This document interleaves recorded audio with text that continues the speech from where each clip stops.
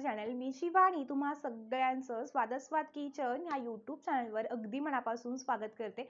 भयंकर उन्हाळा पडला आणि आपल्याला ना गॅसपाशी उभारून स्वयंपाक करायला नको वाटतं आणि उन्हाळ्यामध्ये ना बऱ्याच वेळा आपलं पाणी पिऊन देखील बऱ्यापैकी पोट भरलेलं असतं. अशा वेळी काहीतरी हलकं फुलकं खावंसं वाटतं आणि म्हणूनच मी आज खास ही रेसिपी घेऊन आले. चला तर रेसिपीला लगेचच सुरुवात करूयात. तर त्यासाठी आता आपण 1 वाटी इतकं हे ज्वारीचं पीठ घेतलंय. आता हे पीठ आपण एका बाउलमध्ये काढून घेतलं. यामध्ये आता आपण एक मीडियम साईजचा बारीक चिरून घेतलेला कांदा वापरला, बारीक चिरून घेतलेली हिरवी मिरची, बारीक चिरून घेतलेली कोथिंबीर घातली. त्यानंतर 1 चमचा आपण याच्यामध्ये जिरे घालतोय, चवीनुसार मीठ घालूयात. आता हे सगळे जिन्नस आपण सुरुवातीला चांगलेसे मिक्स करून घेणार आहोत. बऱ्याचदा भाकरी थापायला पण नको वाटतं, अशावेळी झटकीपट आपण ज्वारीच्या पिठापासून रेसिपी बनवू शकतो. सगळे जिन्नस चांगले मिक्स झाले की ज्या वाटीने आपण ज्वारीचं पीठ घेतलं होतं तर त्या वाटीने तर मी सुरुवातीला 1 वाटी इतकं पाणी घातलं. आता हे पाण्याने पीठ चांगलं असं मिक्स करून घेतोय. आता बघा पाणी बऱ्यापैकी यामध्ये ॲब्सॉर्ब झालंय, तर आणखीन पाणी आपण याच्यामध्ये घालतोय. तर पुन्हा एकदा याच्यामध्ये मी आणखीन 1 वाटी पाणी घातलं. आता लक्षात ठेवा, जेव्हा आपण पाणी घालतो ना तेव्हा पाणी आणि पिठाच्या गुठळ्या होणार नाही, त्याची काळजी घ्यायची. थोडं थोडं पाणी घालत आपण आता एक चांगलं असं बॅटर बनवून घेणार आहोत.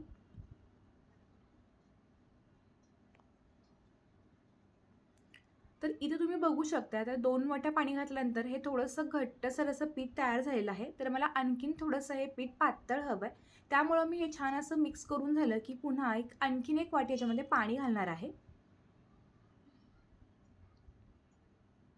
तर आता आपण 1 वाटी ज्वारीच्या पिठाला मी 3 वाटे इतकं पाणी घातलेलं आहे. आता हे सगळं बघा चांगलं असं मिक्स करून घेतलं. तुम्ही बघू शकता पिठाची जी कन्सिस्टन्सी आहे ती अगदी पातळ आहे. जर तुम्ही पीठ थोडंसं घट्टसर बनवा ना तर रेसिपी थोडी जाडसर बनते आणि म्हणावी अशी जाळी पडत नाही. आणि जर तुम्ही पीठ अगदी अशा पद्धतीनं पाण्यासारखं पातळ कराल ना तर रेसिपी अगदी कुरकुरीत आणि त्याबरोबर भरपूर जाळीही पडते. तर अगदी परफेक्ट अशा पद्धतीनं हे आपण पीठ तयार करून घेतलं. त्यानंतर ह्याच्यावरती झाकण ठेवून आता आपण हे पीठ साधारणपणे 5 ते 10 मिनटं रेस्ट करूयात. तोपर्यंत चटणी बनवून घेऊयात. तर त्यासाठी इथं बघा एका छोट्या पॅनमध्ये मी 1 मोठा चमचा तेल घातलं. तेल चांगलं गरम झालं की 1 मीडियम साईजचा उभा चिरून घेतलेला कांदा घातला. कांदा 2 मिनटं परतला की त्यामध्ये लगेचच मी 2 मीडियम साईजचे टोमॅटो घातले. ते उभ्या आकारामध्ये चिरून घेतले होते आणि टोमॅटोच्या बिया काढून घेतल्या होत्या. आता कांदा आणि टोमॅटो हे देखील 2 मिनटं परतल्यानंतर 2 ते 3 आपण याच्यामध्ये लाल सुक्या मिरच्या घालतोय. हे सगळं आता आपण मीडियम गॅस आचेवरती 2 ते 3 मिनटं परतवून घ्यायचं. त्यामध्ये आपण 5 ते 6 लसूण पाकळ्या आणि अर्धा इंच आल्याचे काप घातले होते. हे पण आता आपण चांगलं परतवून घेऊयात. हे सगळं चांगलं परतलं गेलं की गॅस बंद करायचा आणि ह्यामध्ये कढीपत्त्याची काही पानं घालून घ्यायची. कढीपत्त्याचा फ्लेवर ना खूप छान ह्या रेसिपीमध्ये येतो. आता पुन्हा बघा हे सगळं गरम पॅन असताना हे 2 मिनटं परतवून घेणार आहोत. ही जी चटणी आपण बनवतोय ना, ही चटणी आपण डोसा, उत्तापा, इडली, अप्पे अगदी कशासोबतही खाऊ शकतो किंवा घरात भाजीला काही नसेल ना, तर त्यावेळी पण अगदी आपण ही चटपटीत चटणी नक्कीच बनवू शकतो. आता बघा ही चटणी चांगली मिक्स झाली आणि छान थंडही झाली. चटणी चांगली थंड झाली किंवा आपले जे सामान थंड झालं की मिक्सरच्या भांड्यामध्ये काढून घेतलं. यामध्ये चवीनुसार मीठ आणि थोडी साखर घातली. आता आपण झाकण लावून हे अगदी बारीक वाटून घेतोय. जर गरज लागली तर आपण थोडं पाणी देखील यामध्ये घालणार आहोत. तुम्ही बघू शकता तर अगदी मस्त अशी आपली चटणी तयार आहे. लाल सुक्या मिरच्यामुळे चटणीला मस्त रंगही आला. आता ही चटणी एका बाउलमध्ये काढून घेऊयात आणि चटणीची फोडणीची तयारी करूयात.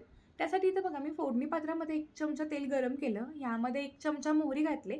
4 ते 5 कढीपत्त्याची पानं घालून ही जी गरमागरम किंवा खमंग अशी फोडणी ही चटणीवरती मी घालून घेतली. अगदी अप्रतिम अशी मस्तपैकी ही टोमॅटोची चटपटीत चटणी तयार झालेली आहे. ही चटणी तुम्ही एकदा जरूर ट्राय करून बघा. मला खात्री आहे ही चटणी ना इतकी मस्त लागते ना, जेव्हा तुम्ही कोणताही डोसा, इडली, उत्तप्पाचा कोणताही प्रकार कराल ना, तेव्हा तुम्ही नक्की ही चटणी कराल. इतकी मस्त अशी अप्रतिम चवीची ही चटणी लागते. चटणी तयार झाली आहे, ही साईडला ठेवून घेऊयात. तोपर्यंत आपण जे बॅटर रेस्ट करायला ठेवलं होतं ते पण चांगलं रेस्ट झालेलं आहे. झाकण काढून चेक करून घेऊयात. जेव्हा बॅटर आपण असं एका साईडला ठेवतो ना, तेव्हा बॅटरच्या वरती अशा पद्धतीनं पाणी येतं आणि जे काही पीठ असतं ना, ते तळाशी जाऊन बसतं. त्यावेळी लक्षात ठेवा, जेव्हा आपण रेसिपी बनवतो ना, तेव्हा ती तळातून चांगली मिक्स करून घ्यायची आणि एकसारखं हे पीठ तयार करून मगच ही रेसिपी बनवली घ्यायची. वरती जर पाणी आलं असेल आणि आपण तसंच जर रेसिपी बनवू तर ही रेसिपी अगदी परफेक्ट बनत नाही. आता हे पीठ सगळं चांगलं मिक्स करून घेतलं. गॅसवरती बघा आता एक मी नॉनस्टिकचा तवा ठेवला होता. तवा चांगला गॅस मोठा ठेवून तापवून घेतला. त्यानंतर ब्रशनं तेल लावलं. पुन्हा आता बॅटर तळातून छान असं मिक्स करून घेतलं आणि तव्याच्या कडेनं आपण हे ज्वारीच्या पिठाचं घावन घालून घेतोय. तवा नेहमी मध्यभागी जास्त तापतो, त्यामुळं घावन घालताना नेहमी कडेनं घावन घालायचं आणि त्यानंतर सगळ्यात शेवटी मध्यभागी अशा पद्धतीने घावन घालून घेतोय. घावन घालून झालं की गॅस अगदी मीडियम करून 4 ते 5 मिनिटं वाट पाहायची. 4 ते 5 मिनिटानंतर बघा अगदी छान असं कोरडं तयार झालंय. वरून थोडंसं मी तेल सोडलं. तुम्ही बघू शकताय कोणत्याही प्रकारे सोडा किंवा इनोचा वापर न करता देखील ह्याला अगदी अप्रतिम जाळी पडलेली आहे. रंग अगदी अप्रतिम आलेला आहे आणि अगदी पातळ कुरकुरीत असं हे ज्वारीचं घावन बनतं.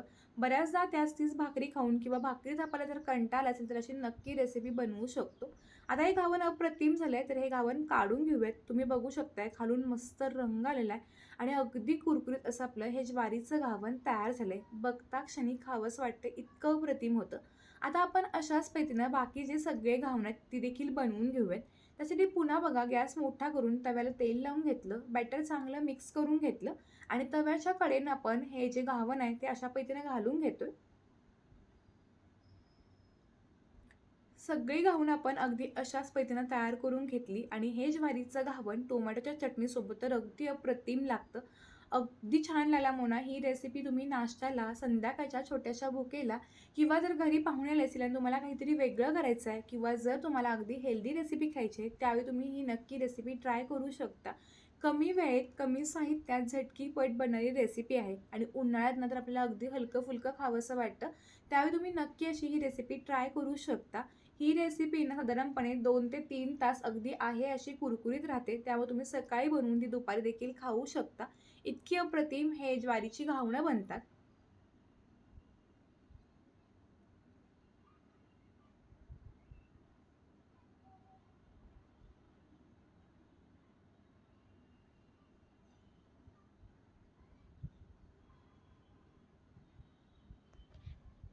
तर तुम्हाला आजची ही रेसिपी कशी वाटली हे मला कमेंटद्वारे नक्की कळवा आणि व्हिडिओ आवडला असेल तर लाईक करून हा व्हिडिओ तुमच्या नातेवाईकांमध्ये किंवा तुमच्या मित्रपरिवारामध्ये देखील शेअर करायला विसरू नका. चला तर भेटूत एका नवीन आणि इंटरेस्टिंग व्हिडिओ सोबत. तोपर्यंत धन्यवाद.